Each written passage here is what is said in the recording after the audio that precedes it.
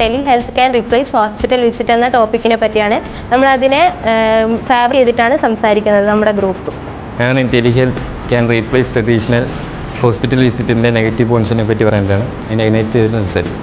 Tele health കമ്മ്യൂണിക്കേഷനിലൂടെ നമുക്ക് കൂടുതൽ വിവരങ്ങൾ ശേഖരിക്കാൻ പറ്റും. പിന്നെയെന്ന് വെച്ച് കഴിഞ്ഞാൽ അതിലൂടെ നമുക്ക് ടൈം കുറച്ചിട്ട് നമുക്ക് വീട്ടിൽ തന്നെ ഇരുന്നിട്ട് ഓൺലൈനായിട്ട് ചെയ്യാൻ പറ്റും, ടൈം ലാഭിക്കാം. പക്ഷേ അങ്ങനെ ടൈം ലാഭിക്കുന്നതിൻ്റെ ഇടയിൽ എന്തെങ്കിലും നെറ്റ്വർക്ക് ഇഷ്യൂസ് വന്നാൽ പിന്നെ പേഷ്യൻ്റ് പിന്നെയും കുറേ സമയം വെയിറ്റ് ചെയ്യേണ്ടി വരും. ഇപ്പോൾ 2025 അപ്പോൾ പല വഴിയിലും നമുക്ക് ഇൻ്റർനെറ്റ് വൈഫൈ ആയാലും അങ്ങനെ ആയാലും പല സ്ഥലത്തും നമുക്ക് ഇൻ്റർനെറ്റ് കിട്ടുമല്ലോ. ഫോണിലാണെങ്കിൽ തന്നെ നെറ്റിൻ്റെ ഇഷ്യൂ വരുന്നുണ്ട്, നെറ്റ്വർക്ക് ഇഷ്യൂ എന്തായാലും ഉണ്ടാവും. ജസ്റ്റ് കമ്മ്യൂണിക്കേഷൻ മാത്രമേ നടക്കുന്നുള്ളൂ.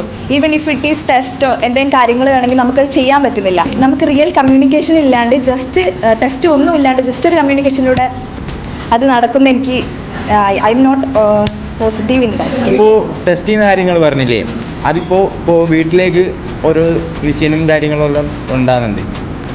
ഇപ്പോൾ എന്താ വെച്ചാൽ ചെറിയ മെഷീനുണ്ട്, ഈ സംഭവമുണ്ട്, അതെന്താ ടെസ്റ്റ് ചെയ്യാൻ കുറേ സംഭവങ്ങളുണ്ട്. ടെമ്പറേച്ചറിൻ്റെ കാര്യമായാലും BP-യുടെ കാര്യമായാലും അവർ തന്നെ ചിലവർ ടെസ്റ്റ് ചെയ്യുന്ന ആൾക്കാരുണ്ട്.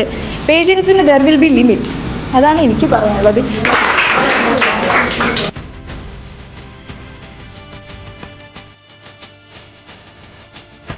ഈ കണ്ണിനൊരു സർജറി ആവശ്യമാണ്. അപ്പോൾ നമുക്ക് എന്തായാലും ഫോണിൽ കൂടെ എന്തായാലും സർജറി നടക്കത്തില്ല.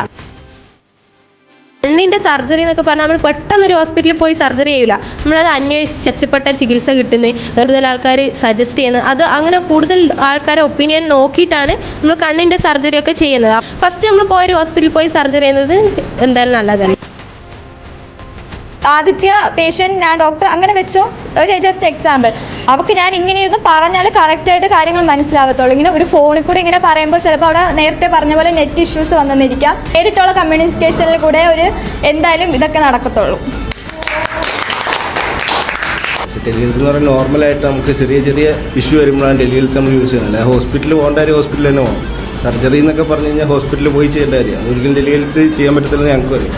ടെലിഹെൽത്ത് എന്ന് പറയുന്നത് നോർമൽ എമർജൻസി സിറ്റുവേഷനിൽ പെട്ടെന്ന് ഹോസ്പിറ്റലിൽ എത്താതെ ഡോക്ടറിനെ സമീപിക്കുക, ആ സംഭവമാണ് ടെലിഹെൽത്ത് എന്ന് പറഞ്ഞാൽ ഉദ്ദേശിക്കുന്നത്. ഫസ്റ്റ് നേരിട്ട് ഹോസ്പിറ്റലിൽ പോയി രോഗം എല്ലാവർക്കും പകർത്തേണ്ട ആവശ്യമില്ല. പെട്ടെന്ന് നമുക്ക് ഇതിൽ കൂടെ ആൾക്കാരെ ഡോക്ടേഴ്സിന് ആ ഡോക്ടേഴ്സ് പറഞ്ഞു തരുന്നു നമുക്ക് ഇങ്ങനെ സംഭവം ഉണ്ട്, നിങ്ങളെ വീട്ടിൽ നിൽക്കണോ ക്വാറന്റൈനിൽ നിൽക്കണോ, ഇത് നമുക്ക് ഇതുകൊണ്ട് അറിയാൻ പറ്റുന്നു. പെട്ടെന്ന് നമ്മൾ ഹോസ്പിറ്റലിൽ ക്യൂ നിന്ന് ബാക്കിയുള്ള എല്ലാവർക്കും അസുഖം പരത്തും. നമ്മളിപ്പോൾ ഓൺലൈനായിട്ട് അവരുടെ കാര്യങ്ങളെല്ലാം കഴിഞ്ഞാൽ പിന്നെ നമ്മൾ അവരെ എന്തായാലും ഹോസ്പിറ്റലിൽ കൊണ്ടുപോകും. അവിടെ ഒരു ഡോക്ടറെ കൺസൾട്ട് ചെയ്യും. ഇങ്ങനെ ഒരു സിറ്റുവേഷൻ വന്നാൽ ഇതിൻ്റെ ഇമ്പോർട്ടൻസ് ആണ് പറയുന്നത്. പെട്ടെന്ന് നമ്മൾ ഹോസ്പിറ്റലിൽ പോകാലോ എന്ന് വെച്ച് കഴിഞ്ഞാൽ അവിടെ ആ കാര്യം നടക്കൂല. പെട്ടെന്ന് നമ്മൾ ഓൺലൈനായിട്ട് അല്ല വീഡിയോ കോൾ ചെയ്തിട്ട് അങ്ങനെ ആ സംഭവം കഴിഞ്ഞിട്ട് ഹോസ്പിറ്റലിൽ പോകില്ല എന്ന് പറയുന്നില്ല. ഇതിൻ്റെ കോംപ്ലിക്കേഷൻ ഇത് കഴിഞ്ഞിട്ട് ചിലപ്പോൾ മേ ബി അത് ആ പേഷ്യൻറ്റിൻ്റെ ജീവനെ തന്നെ ബാധിക്കാം.